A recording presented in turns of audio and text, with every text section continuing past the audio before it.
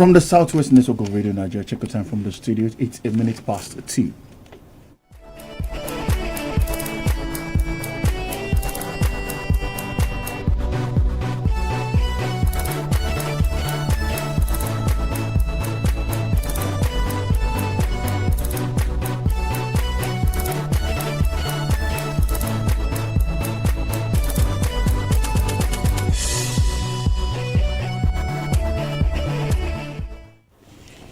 Good afternoon. Welcome to the midweek edition of The World Today from the Southwest Network of Radio Nigeria. First, the top stories. Southern governors meet to deepen regional cooperation.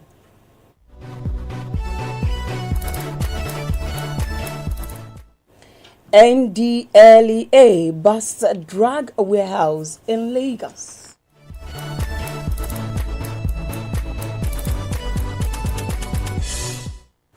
Coming from the foreign scenes, France police detains 4 over Russian spy network.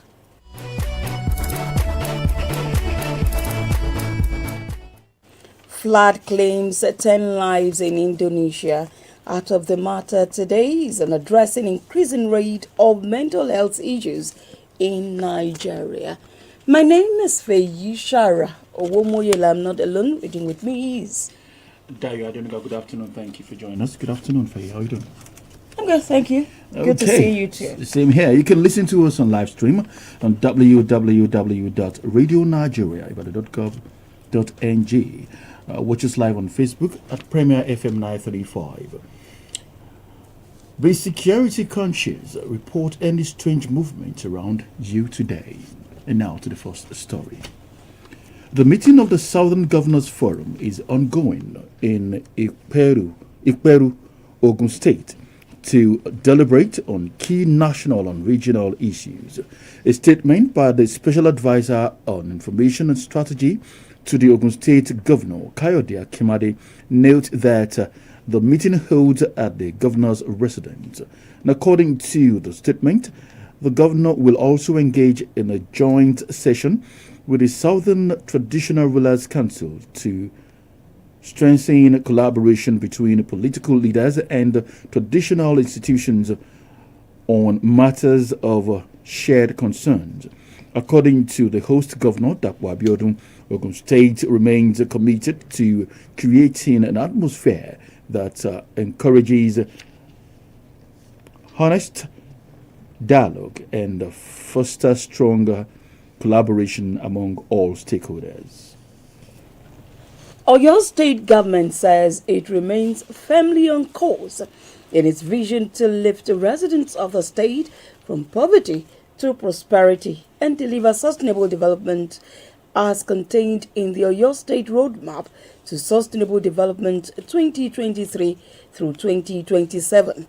The State's Commissioner for Budget and Economic Planning, Professor Musibao Babatunde, stated this at the 2026 budget breakdown held at the conference room of the Ministry of Budget and Economic Planning. Professor Babatunde said as the state prepares to implement the proposed 2026 budget, residents should keep their hopes alive, reiterating that the 2026 budget proposal of 891.98 billion naira would make a massive impact on expanding the economy of the state and bettering the lives of residents. The commissioner explained that the proposal reflected the core needs of citizens across all zones of the state, describing the budget as a guide that would continue to evolve rather than a rigid document. On the revenue projections for the 2026 fiscal year, the commissioner noted that 140.08 billion naira was projected to come from statutory allocation, 199.72 billion naira from value-added tax, 51.18 billion naira from other FARC distributions, 322.54 billion naira from capital receipts and loans, while 4.73 billion naira is from grants. Oyo State Governor Engineer Seyi Makinde says his administration will continue to do everything possible to transform markets across the state and ensure that traders are able to carry out their businesses in safe and secure spaces. The governor, who was represented by the Deputy Governor, Chief Adebayo Lawal, said this during the commissioning of the Omitutu Ultramodern Market at Omiadio, Ibadan. He maintained that the market, with 406 lock-up shops, 56 open stores, administrative office, security post, clear walkway and toilet, among other facilities, is the fourth of its kind in the governor's 2 terms in office, with the Akesan Ultramodern Market, Oyo, Akinyele Farmers Market, Ibadan, and the Kajola Ultramodern Market, Ogbomosho South, local government having come earlier. According to the governor, the idea of building Ultramodern Market was to replicate the initiative across the state so that Oyo State traders would not continue to ply their trade by the roadside. Earlier, the Commissioner for Local Government and Chieftaincy Matters, Mr. Demola Ojo, said the project is a testament to the governor's commitment to creating a conducive environment for businesses. Ashiwaju of Ido Local Government and Bashorun Bamofin of Ibadan Land, Chief Ni Akintola, said the ultramodern market would truly make life better for our people.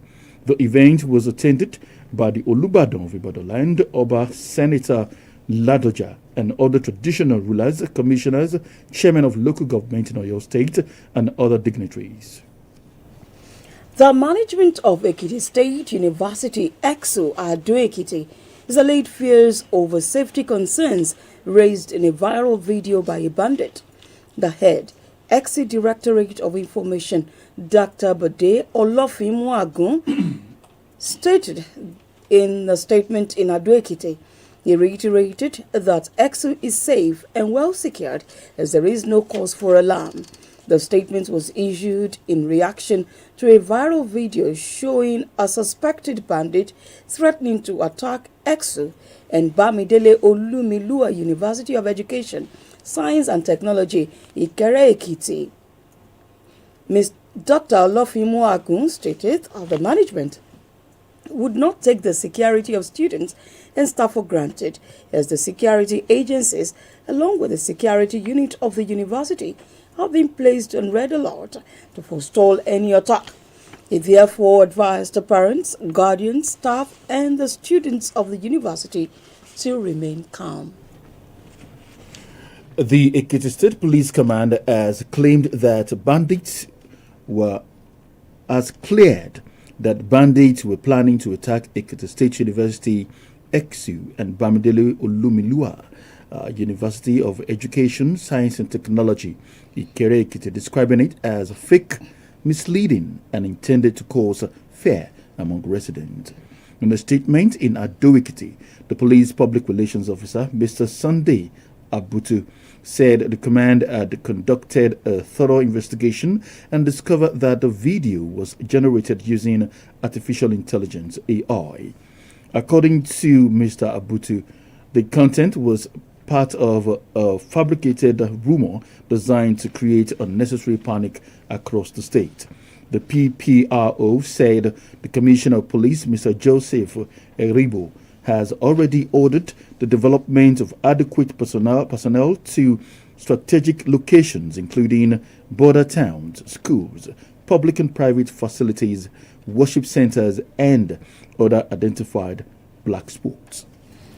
Okay, away from Ekiti State matters, the Rivers State Police Command has debunked claims of an influx of suspected herdsmen into the state and alleged attacks on some communities, describing the reports as false.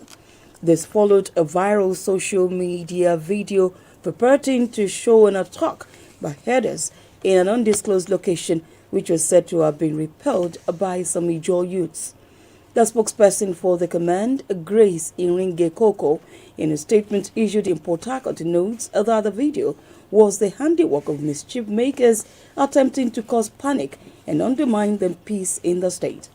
She warned members of the public against sharing unverified videos or content capable of portraying the state in a negative light insisting that there had been no herdsmen attack in any part of Rivers State.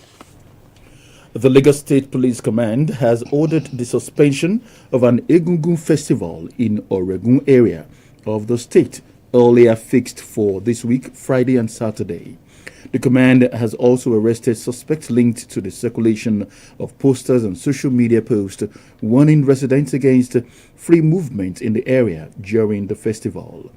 A statement signed by the command spokesperson SP Abimbola Adebisi note that the suspect allegedly acting under the name Oje Barakbo of Oregun were apprehended after distributing handbills that restricted people's freedom of movement, expression, and dignity.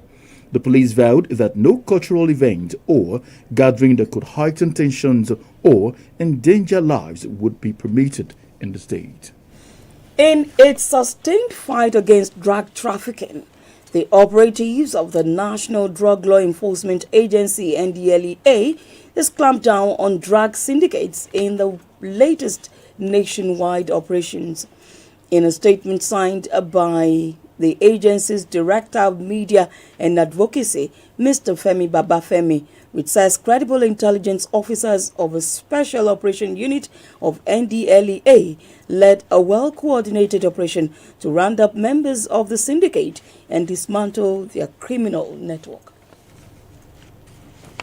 The Public Enlightenment Officer, Federal Road Safety Corps, FRSC, Oyo State Command, Mr. Busayo Luwashola, has cautioned drivers against overspeeding and drunk driving to avoid preventable road crashes.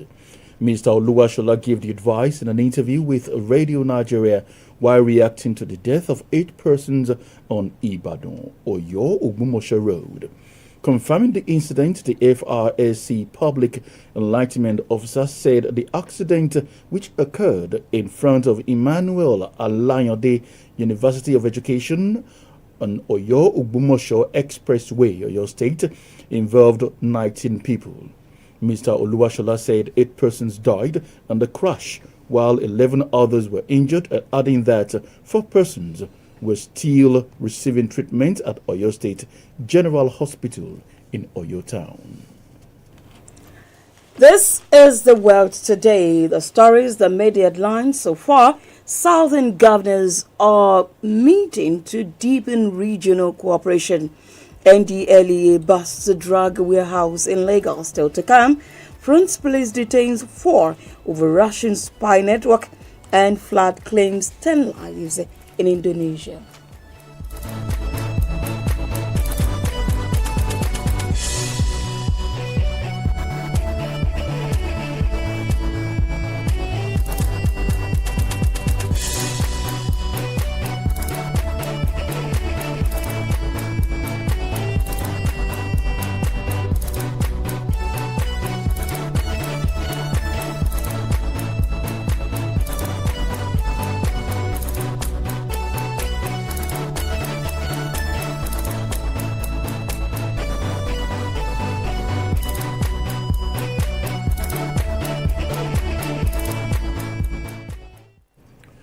Glad to know you're still there listening to World News on the Southwest Network of Radio Nigeria. Going foreign with our stories now.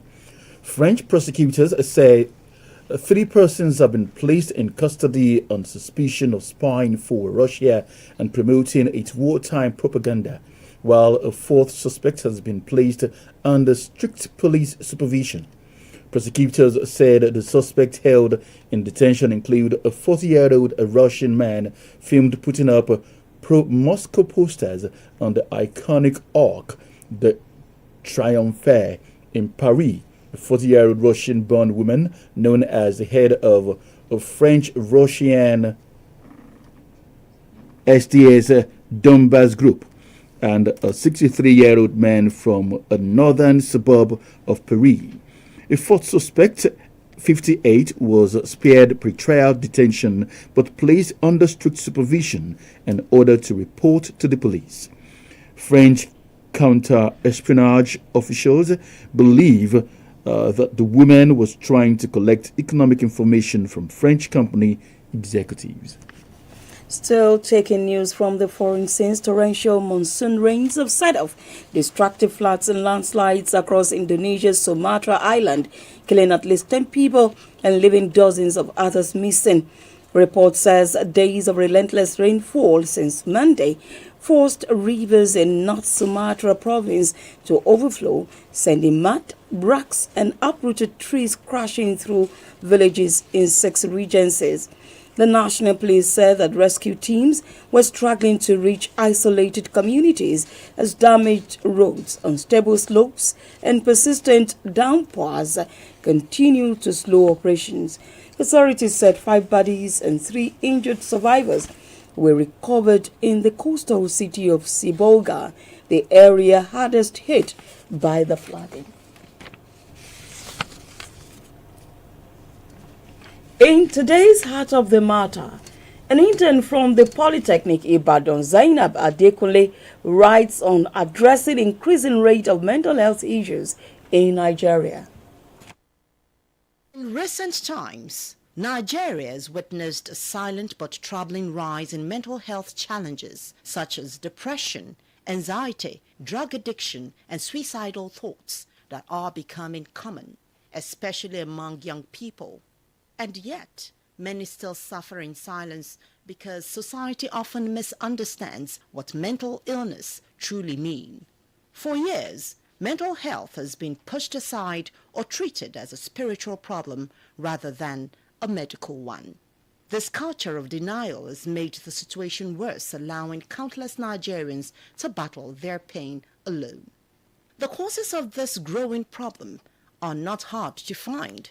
Widespread poverty, unemployment, insecurity, family pressure, and the rising cost of living are believed to have placed heavy burdens on people's minds.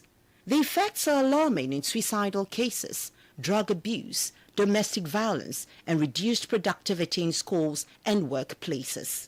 Recent actions show that change is beginning to happen, as the World Health Organization (WHO) reports around 20 million Nigerians live with a mental health condition.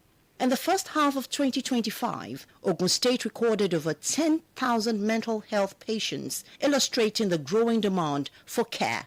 The Federal Ministry of Health and Social Welfare reaffirmed its commitment to integrating mental health into the national health system and pledged financial protection for people with mental health conditions. Meanwhile, the National Health Insurance Authority (NHIA) called for a dedicated 4 billion naira mental health fund in the 2026 budget and the establishment of a dedicated mental health department within the ministry. Also, Lagos State Government has begun integrating mental health care into primary health care through initiatives such as screening in primary health centers and a 24-hour telebehavioral helpline. To address this crisis, government and private organizations must increase investment in the training and recruitment of psychiatrists, psychologists, counselors, and community health workers. Mental health services should be accessible and affordable to all, regardless of location or social status. Government should improve accessibility and affordability of mental health services across the country. Government also needs to create more public education campaigns through the media, schools and communities to disseminate accurate information and promote understanding, which will help in changing the cultural attitudes that view mental illness as a sign of weakness or a result of supernatural causes. Mental health is a vital component of overall well-being. The government must treat this as a public health emergency. Nigeria needs more mental health professionals and a massive investment in mental health infrastructure with well-equipped psychiatric hospitals in all geopolitical zones. Health is wealth. Let us not be silent when we need medical help. That script on addressing increasing rate of mental health issues in Nigeria was written by an intern from the Polytechnic Ibadan, Zainab Adekunle, and delivered by Olubukola Enimola. Well, to end the news on the world today, here again are the day's top stories. Southern governors are meeting to deepen regional cooperation. NDLEA bust drug warehouse in Lagos. France police detained 4 over Russian spy network. Flood claimed 10 lives in Indonesia. Anyway, that ends the news on the world today for today, the midweek edition. Do join us tomorrow for another edition. It was edited by Modupe Toba and Rotimi Famaki. From our end, Feji Shara Owomoyela, wishing you a beautiful afternoon from my colleague. Daya Denuga, thank you for listening. Enjoy the rest of the day.